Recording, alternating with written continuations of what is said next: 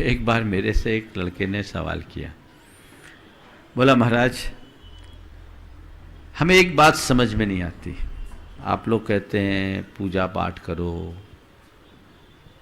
मंत्र जपो, उससे कर्म कैसे कटेगा। जो आपका सवाल है उसने, उस लड़के ने, आपने तो थोड़ा सहेज कर बोला, उसने सीधे सीधे पूछ दिया, और ये मंच पे नहीं था, कमरे में था। बोला महाराज आप लोग बोलते इससे कर्म कटेगा, इसका लॉजिक क्या है।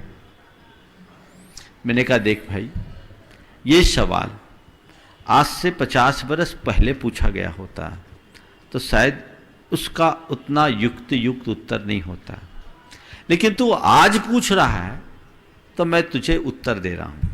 उसे जो उत्तर दिया मैं आपके प्रश्न के माध्यम से आज सबको बताना चाह रहा हूं, और वो इसलिए भी प्रासंगिक है कि आज सिद्ध चक्र की आराधना है, ये मंत्र जाप और पूजा पाठ की आराधना है जो हमारे जीवन में बदलाव लाती है। देखिए, हम जब अपने मुख से कोई शब्द उच्चारित करते हैं तो हमारे मुख से उच्चारित होने वाले शब्दों का ध्वनि वैज्ञानिक प्रभाव पड़ता है।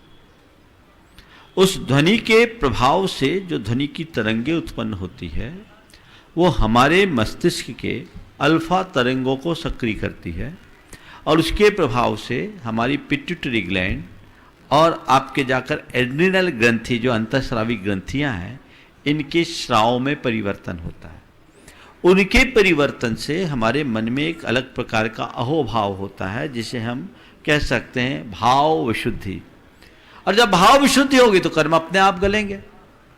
एक किर्लियन थेरेपी है, रूस में रुडॉल्फ किर्ल और किर्लियन नाम के दो वैज्ञानिकों ने एक खोज की, लगभग आज से 40 वर्ष पहले। उन्होंने पानी पर प्रयोग किया, इसे थोड़ा गंभीरता से समझना, कुछ विस्तार से बोलूंगा मैं। पानी पर प्रयोग किया, 3 तरह का पानी, एक साधारण जल, एक सकारात्मक भावनाओं से भरे हुए व्यक्ति के हाथ का जल, और तीसरा नकारात्मक भावों से भरे हुए व्यक्ति के हाथ का जल। साधारण जल को पौधों पर सींचा गया, पौधों की वृद्धि दर सामान्य रही। सकारात्मक भावनाओं से भरे हुए व्यक्ति के हाथ का जल जब पौधों पर सींचा गया तो पौधों में 200% ग्रोथ हुई, और नकारात्मक भावनाओं से भरे हुए व्यक्ति के हाथ के जल को जब पानी पर, पौधों पर सींचा गया तो वो पानी उनके लिए एसिड का काम कर दिया, पौधे जलने लगे।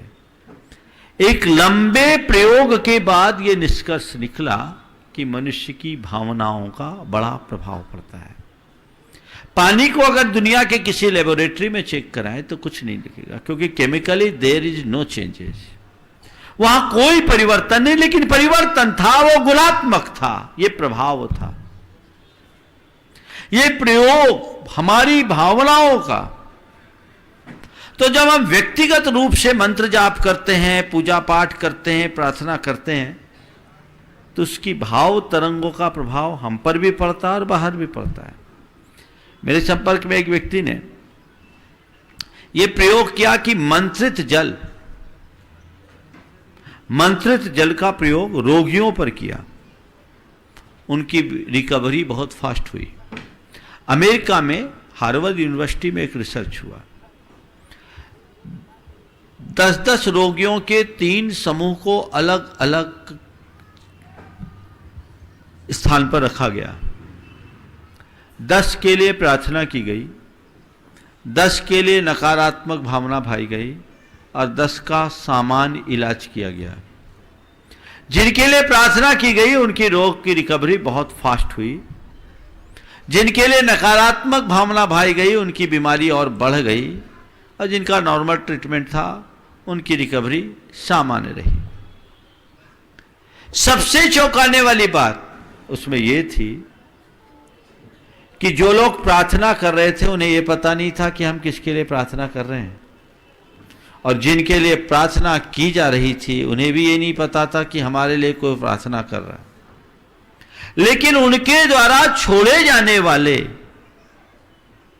इन शुभ विचारों की तरंगों का एक चमत्कार था कि उन लोगों पर ऐसा असर पड़ा।